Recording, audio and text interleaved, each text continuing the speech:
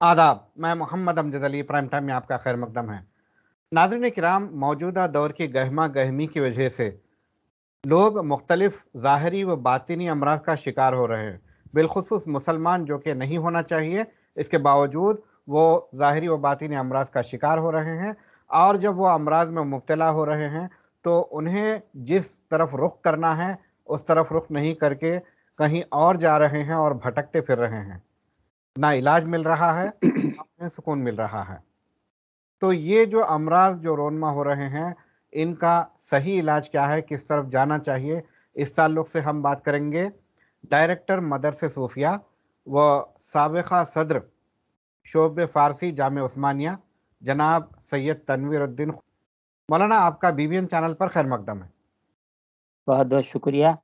तमाम सामीन की खिदमत में मेरा सलाम। जी, मैंने जो अर्ज़ किया है कि ज़ाहिरी व बातिनी अमराज का जो मौजूदा दौर में लोग शिकार हो रहे हैं, इनकी वजूहात क्या है? सामीन किराम, एक वजह, दो वजह, तीन वजह, अच्छा। यहाँ तक तो बात समझ में आ जाती है। जब वजूहात की भरमार हो जाए हुँ। तो आदमी इंतखाब नहीं कर सकता कि बीमारी कहाँ से शुरू हुई है, हुँ। मसला कहाँ से शुरू हुआ है, किन किन मसाइल को हल किया जाए। ये आम उसूल है डॉक्टर्स का, तबीबों का, कि जब कोई ऐसा पेशेंट जो उसके डिसीजेस मल्टीपल हो गए हैं, 2 4 6 5 8 10, हार्ट है, किडनी है, आंखों का भी मसला है, कानों का भी मसला है, ब्लड का भी मसला है, यूरिन का भी मसला है, तो डॉक्टर्स ये करते हैं कि कौन सा मर्ज जान लेगा, हुँ। जान जाने का जिसमें डर है वो मर्ज को पकड़ लेते हैं, बाद में दूसरों का इलाज करते हैं। हुँ। हुँ। तो चलिए हम भी इसी तरह से जो असल मसला है, हम उस असल मसले पे जाते हैं। उसकी 2-3 जहतें हैं। एक तो मज़हबी जहत, हम उस पे गुफ्तगू करेंगे ही करेंगे, जो हमारा मसला ही मदरसे सूफिया है, हमारा इदारा ही है, तो हम तो मेन बात वही करेंगे। लेकिन अवामुन्नास को मदरसे सूफिया से क्या लेना है? वो तो अपनी ज़ाहिरी असबाब को देखेंगे। हुँ। लिहाज़ा हम अवाम के लिहाज़ से हम गुफ्तगू करते हैं ताकि वो भी मतलब तक पहुँच जाएँ। दुनिया में जितनी हुकूमतें हैं उन सब के पास आज सबसे अहमियत जमहूरियत की है। पहले शख्सी हुकूमतें होते थे। ये माहिरीन का ये कहना है कि जब शख्सी हुकूमतें थी, हुकूमती उमूर, एडमिनिस्ट्रेटिव उमूर, एक मुल्क से दूसरे मुल्क के मामलात को बादशाह और उनके वज़ीर देखते थे, अवाम से उनको कोई ताल्लुक़ नहीं था। अवाम हुकूमती उमूर में कोई मुदाखलत नहीं करते थे, हुकूमतें देख लेती थी, जगह वो जाने, एडमिनिस्ट्रेशन वो जाने। सिर्फ़ 2 चीज़ों पे हुकूमतों की तवज्जो होती थी। एक ये है कि अवामुन्नास को उनकी रोज़मर्रा की ज़रूरियात आसानी से पहुँच जाएँ, उन पे ज़ुल्म ना हो। हुँ। बड़ा काश्तकार छोटे काश्तकार को ना खा जाए, बड़ा बिज़नेसमैन छोटे बिज़नेसमैन को ना खा जाए। अगर शिकायत मिल जाती तो उसको सज़ा देते थे। उसको तमाम बाजू के मुल्क से क्या ताल्लुक़ है, वो फलाँ मुल्क से क्या ताल्लुक़ है, बादशाह के किससे रवाबित अच्छे हैं, किससे अच्छे नहीं हैं, और फ़ौज उस पे हमला क्यों करी, नहीं करना था, इस पे हमला करना था, यहाँ नहीं जाना था, अवाम को इससे ताल्लुक़ नहीं था। मैं 1978 में जब मैं स्टूडेंट था, इस मौज़ू पर एक ईरानी प्रोफ़ेसर ने तकरीर की थी, जब शाह का ज़माना था और इन्क़िलाब चल रहा था। उस वक़्त उसने ये बातें कही जो मैं कह रहा हूँ। ख़ैर वो बात बोल के गुज़र गए, लेकिन हमारा भी कोई ऑब्ज़र्वेशन होता है स्टूडेंट का। तो मैंने ये ऑब्ज़र्व किया कि जमहूरियत में वो शाह का मुआफ़िक़ ख़िलाफ़ ऐसा कुछ नहीं था, एकेडमिक आदमी था वो। मेरा ये कहना है कि जो हुकूमती उमूर हैं, यानी जिसको बादशाहों को या हुक्मरानों को हल करना चाहिए, वो गाँव के गरीब अवाम के सर पे मुसल्लत कर दिया गया है। हुकूमत कौन-सी होना चाहिए, हुकूमत कौन-सी नहीं होना चाहिए, کس ملک سے کیسے تعلقات ہونا چاہیے، کیسے نہیں ہونا چاہیے. تو یہ ایک ایسا کسان جو کسان نہیں ہے، کھیت کا مزدور ہے، وہ بھی پولیٹکس سوچ رہا ہے، بول رہا ہے انڈیا کے روابط سے کیسا خراب ہو گئے، اچھا ہونا چاہیے. چین سے کیسا ایسا کہہ رہا، پاکستان سے ایسا کیسا ہو رہا ہے، انڈیا اس سے چین سے کوئی دوستی کر لیا، پاکستان سے لڑائی کر لیا، پاکستان سے دوستی کرنا تھا نہیں، پاکستان سے دشمنی کر کے نیست و نابود. کون سوچ رہا؟ جو روزانہ محنت کر کے 100 روپے نہیں کماتا تو اس کو یہ پیدا ہوئے جب سے سن رہا ہے، دماغی امراض اس کو ہو جا رہے ہیں، جبکہ اس کا کوئی تعلق نہیں ہے. نفسیاتی مرض کا شکار ہو رہا، یہ مذہب اچھا ہے، وہ مذہب اچھا نہیں ہے، لڑائیں جھگڑے سب، یہ ان کی کوئی ضرورت نہیں تھی. جو بھی مذہب کے پیشوا ہیں، چاہے اسلام کے پیشوا رہنے دو، یہودیت کے پیشوا ہونے دو، عیسائیت کے پیشوا ہونے دو، یا ہندوازم ہے جو اس کے پیشوا ہونے دو، بدھسٹ ہیں، وہ پیشوا آپس میں گفتگو کرتے تھے، علمی گفتگو وہیں ختم ہو جاتی تھی، عوام میں زہر نہیں گھولا جاتا تھا. جی. اب یہ گزشتہ صدی میں جب جمہوریت کی ہوائیں چلنے لگیں تو ہر ہوا ہر آدمی کو راس نہیں آتی. یہ عام اصول ہے. ایک فضا کاشت کے لیے اچھی ہوتی، ایک فضا نہیں ہوتی. نہیں کاشت ہے بھائی، ہم کو کیا ہے، ہم گھر مارو سر مارو، ہم کاشت کرتے، تم کون ہوتے بیچ میں جاؤ ہلاک ہو جاؤ. یہی حال اس وقت جو ذہنی امراض ہیں، آدمی کو روٹی روزی سے ہٹا دیا گیا ہے اور حکومتی معاملات میں اور تمہارا حق ہے، تم حاکم ہیں، اور تمہارا حق ہے، بادشاہ اگر تم ہیں، اور تمہارا حق ہے، تم یہ حکومت کو الٹا دو تو وہ حکومت. تو جو حکمران جماعت کے علاوہ جو پولیٹیکل پارٹیز ہیں، ساری دنیا کی بات کر رہا ہوں، خالی ہندوستان حیدرآباد یا تلنگانہ انڈین سب کانٹیننٹ نہیں، ساری دنیا میں، اور آپ بادشاہ ہیں، آپ بادشاہ ہیں، آپ بادشاہ ہیں. غریب بھیک مانگتے کھاتا، اب کیا بولوں، کم سے کم مثال مانگ کے کھاتا ہے، پولیٹکس پہ بات کرتا ہے، ایسی رائے رکھتا ہے جس کی حد نہیں. اس بارے میں میرا آبزرویشن، میں بھی تو اسٹوڈنٹ رہا، میں بھی تو جو ہے جدوجہد میں، معاش کی جدوجہد میں چلتا رہا، بعد میں ایک مقام پہ پہنچا. میرا یہ آبزرویشن ہے کہ ہمارے یہ انڈیا کی آزادی کے بعد کی پیداوار ہیں ہم بھی. میں اسکول کے زمانے میں، کالج کے زمانے میں، اکنامکس میرا سبجیکٹ رہا، اس کے زمانے میں تمام ملک انتظار کرتا تھا کہ پارلیمنٹ میں اب کل کیا بحث ہوگی. تو جستجو رکھتے تھے، اتنا ٹیلی ویژن نہیں تھا، ریڈیو سننے والے ریڈیو سنتے تھے. دوسرے دن پارلیمنٹ کے پروسیڈنگز چھپنے کے بعد لوگوں کو معلوم ہوتا ہے یہ پروسیڈنگ ہے.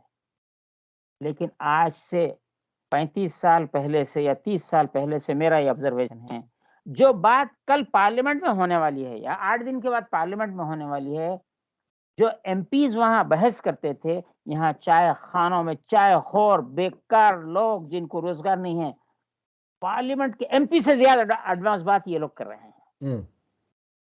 تو ان کے ذہنوں پہ وہ بوجھ پڑ گیا ہے جس کی ان کے ذہنوں کو ضرورت نہیں تھی. آج یہ ہو گیا ہے، چائے خانوں میں، نکڑوں پر، بسز کے اندر اور عام مقامات پہ لوگ یہی گفتگو کر رہے ہیں. 30-35 سال پہلے، اور خصوصاً آج سے 10-12 سال 15 سال پہلے تک جو پارلیمنٹ میں باتیں ہوتی تھیں، اسمبلیز میں ہوتی تھیں، وہ یہ ہے کہ روزگار کے مسائل پہ بات ہوتی تھی، زراعت کے مسائل پہ ہوتی تھی، انڈسٹری پہ ہوتی تھی. پولیٹیکل بھی ہوتا تو کم ہوتا تھا، اگر 1-2 ملک لڑ بھی لیتے تو سال 6 مہینے کے بعد گفتگو تو جاری رہنا چاہیے، ڈائلاگ چلائیے، پھر نارمل کر دیتے تھے. اب ایسا نہیں ہے، ڈائلاگ کا کچھ سوال ہی پیدا نہیں ہے، مارو یا مر جاؤ. تو یہاں سے مرض پیدا ہوا عدم تحفظ کا، انسیکیورٹی، انسرٹینٹی، تمام کی تمام. کب بارش ہو جاتی نہیں معلوم ہے، کپڑے نہ سکنے مت ڈالو، باہر کے مسئلے تو رہے پیچیدہ، کپڑے گھر میں سکنے مت ڈالو، بارش کب ہوتی تھی. چنانچہ نمبر 1 انسیکیورٹی ہو گئی ہے، ہندوستان میں بھی ہے، ہوں، ساری دنیا میں بھی، ہر ملک پریشان ہے کب کیا ہوتا کہ کیا نہیں، کون مارے گا ان کو بھی آئیڈینٹیفائڈ ہے، کس سے ڈیل کرنا ہے وہ بھی ہے۔ تو آج حکومتیں ایک دوسرے کے روابط کو طے نہیں کر رہی ہیں، بلکہ بیچارے عوام کی گردن پہ آ گیا۔ ہوں، چھوٹا بچہ اپنی سمجھ کے مطابق، عمر کے مطابق وہ متحمل ہو سکتا ہے، لیکن فلاسفر کی سمجھ، جس کی سمجھ آج ایک ہو گئی ہے، لہذا اپنے وزن سے زیادہ بوجھ اٹھا رہے ہیں، انسیکیور ہو گئے ہیں، جی، لوگوں پہ دیوانگی کی کیفیت دیکھنے میں آتی ہے، ہوں، کسی سے کوئی بات کرنے کے لیے تیار نہیں ہے۔ یہ بیماریاں بہت عام ہو گئی ہیں، اور پہلے ایک مرض ابھی بھی ہے، فوبیا کہتے تھے، یا کسی چیز کا خوف۔ ہوں، یہ آپ ایسا کوشچن کر دیے کہ بہت پھیل گیا ہے، یہ ہوں، ہوں، بہت پھیل گیا ہے۔ بہت اچھے انداز میں آپ ایکسپلین کر رہے ہیں، اسی لیے میں اگلا کوشچن نہیں کر رہا ہوں آپ۔ نہیں، میں مجبور ہو گیا، میں بھی، آپ کا کوشچن اتنا وائڈ ہے۔ جی، اب کچھ مسائل ایسے ہیں جو لوکل سطح پہ رہتے ہیں، وہ ایکسپینشن نہیں ہوتا، کچھ اسٹیٹ وائز ہوتے ہیں، کچھ کنٹری وائز ہوتے ہیں، کچھ انٹرنیشنل ہوتے ہیں۔ انٹرنیشنل مسائل میں اسلاموفوبیا سب سے اوپر چل رہا، ہوں، یہ بٹوین دا ریلیجنس ہے، یہ کنٹریز نہیں ہے، جی، بٹوین دا کنٹریز نہیں ہے، یہ ہوں، بٹوین دا ریلیجنس ہے۔ رائٹ، بٹوین دا کنٹریز کیا ہے؟ بڑی مچھلی چھوٹی مچھلی کو کھا جاتی ہے۔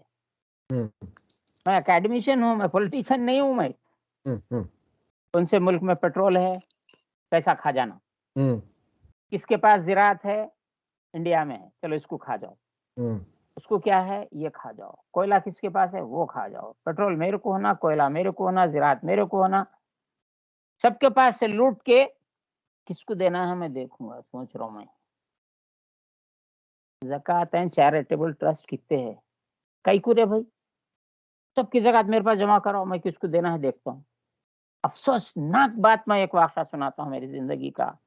ایک بڑا بہت چیریٹیبل ٹرسٹ ہے، ایک ہمارے عثمان یونیورسٹی کے نظام کالج کے ایک صاحب ہیں، لیب اٹینڈر ہیں، ان کا بچہ میرین انجینئرنگ میں ٹاپ انٹرنس میں آیا، انٹرویو کو گئے، ٹیسٹ ہوا، اب شام میں 3 ٹیسٹ دن بھر میں ہوئے، شام میں رزلٹ جب ہی نکل گیا، بچے کا نام دیکھتے سب لوگ پیسے لاؤ بولے، لاکھوں روپے، جب ہی ایڈمیشن نہیں تو گیا۔ ہوں، ہوں، انہیں بولا میرے کیا معلوم میرا بچہ پاس ہوتا، میں پیسے لے کے کام مدراس کدھر میں، ہوں، میرے کو موقع دیا، پیسہ ہی نہیں ہے۔ خیر لوگ مینجمنٹ جو بھی تھا، آل انڈیا لیول کا ادارہ ہے، وہ ہوں، موقع دیے کہ تم کچھ تو جمع کرو، میرے پاس ٹکٹ کے سوا کچھ نہیں ہے۔ ہوں، وہ پروفیسر کچھ پیسے جمع کر کے بولے ہم آپ کو 2 دن کا ٹائم دیتے ہیں، آپ جا کے لاؤ۔ امجد صاحب اور سامعین کرام، حیدرآباد کے بڑے بڑے ٹرسٹوں کے پاس ہم ربط پیدا کریں، ہوں، ایک زکوٰۃ اینڈ چیریٹیبل ٹرسٹ ہے، ہوں، پوچھتا ہے بچوں کو، تو انہوں کیا بولے آپ کے پاس کتنے پیسے لا کے ہمارے کو دے دو، ہم ملا کے ایڈمیشن دلاتے، کیوں بھائی؟ ہوں، پوچھتا ہے آپ کے پاس کیا معیار ہے؟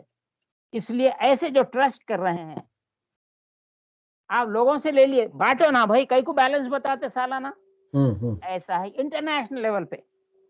کچھ لوگ جیسا لینڈ گرابر ہوتا ہے، یہ ریسورسز گرابر ہیں، ہوں، یہ ریسورسز کو کھا جاتے ہیں، اور اس کے بعد میں کس کو دینا ہم دیکھتے نہیں، اس کو بین کر دو،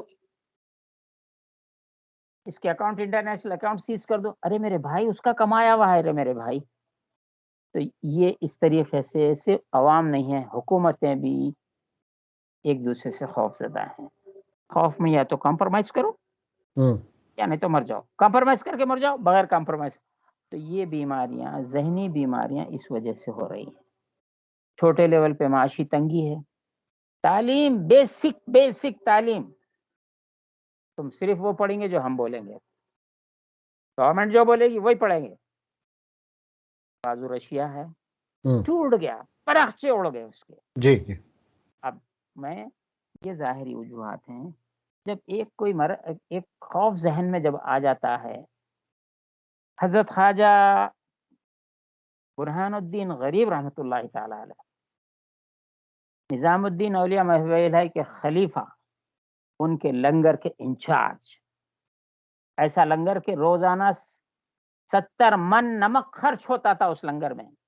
70 من نمک. من 5 کلو کا پکڑے تو 3.5 کنٹل نمک خرچ ہوتا تھا روزانہ. تو پکتا کیا تھا؟ اس کے انچارج تھے. ان کے سامنے یہ بات آئی کہ ایک فلاں شخص ہے اور ایسا ایسا خراب ہے اس کی طبیعت, کھانا نہیں کھا سکتا ہے, وہ نہیں ہوتا ہے, یہ نہیں ہوتا ہے. تو فرمایا اس کو کوئی مرض نہیں ہے, کوئی مرض نہیں ہے. جب آدمی کسی فکر میں پڑ جاتا ہے تو اس کا ذہن متاثر ہو جاتا ہے. جب یہ دونوں متاثر ہو جاتے ہیں تو کھانا نہیں کھا سکتا ہے. کھانے سے اس کا تعلق اس طرح ہے کہ اس کے پیٹ میں کوئی مرض نہیں ہے, جسم میں کوئی مرض نہیں ہے. یہ جو فکر ہے, یہ فکر کی وجہ سے اس کا معدہ کھانا قبول نہیں کرتا ہے. کھانا نہیں قبول کرنے کی وجہ سے جسم اس کا لاغر ہو جاتا ہے یا بیماریوں کا شکار ہو جاتا ہے. تو آپ کے لحاظ سے پہلا مرض تو کھانا نہیں کھانے کا جو اس کو ہو گیا ہے وہ ذہنی مرض ہے. ٹھیک ٹھیک. تو اللہ نے ارشاد فرمایا الا بذکر اللہ تطمئن القلوب, آگاہ ہو جاؤ کہ اللہ کا ذکر قلوب کو مطمئن کرتے آئے. اطمینان, قلب مطمئن, ذہن مطمئن. روٹی چٹنی بھی کھا کے خوشی سے گزارتا ہے. آج مرغن غذائیں کھا رہے ہیں, ڈاکٹر بولتے نہیں بہت وہ چکنی غذائیں کھا رہے ہیں اس لیے بیمار ہے. ایسا نہیں ہے. آپ افکار میں مبتلا ہیں, آپ کا جو کھانا ہضم نہیں ہو رہا, کھائے سو کھانا آنکھوں نہیں لگتا. تو ایسے ہی بہت سے امراض ہیں جس میں 5-6 امراض تو میں خود اس میں لکھا تھا, یہاں پر میں نے اخبار میں دیا تھا کہ ظاہری باطنی امراض میں دل کے امراض ہیں, امراض ہے, ہارٹ ڈیزیز ہیں, ذہنی امراض ہیں. یہ ٹاپ ہیں, سر فہرست ہیں. اس کے بعد میں ڈر ہے, خوف ہے, عدم تحفظ ہے, ڈپریشن ہے, اور کیا کیا ہے. صوفیہ ان ڈپریشن کا جو ہے انشاءاللہ ہم آج گفتگو یہیں پہ روکتے ہیں. آج آپ نے بہت بہترین مؤثر انداز میں وجوہات پر روشنی ڈالی ہے. انشاءاللہ اگلی نشست میں ہم اس کا سدباب ڈھونڈیں گے.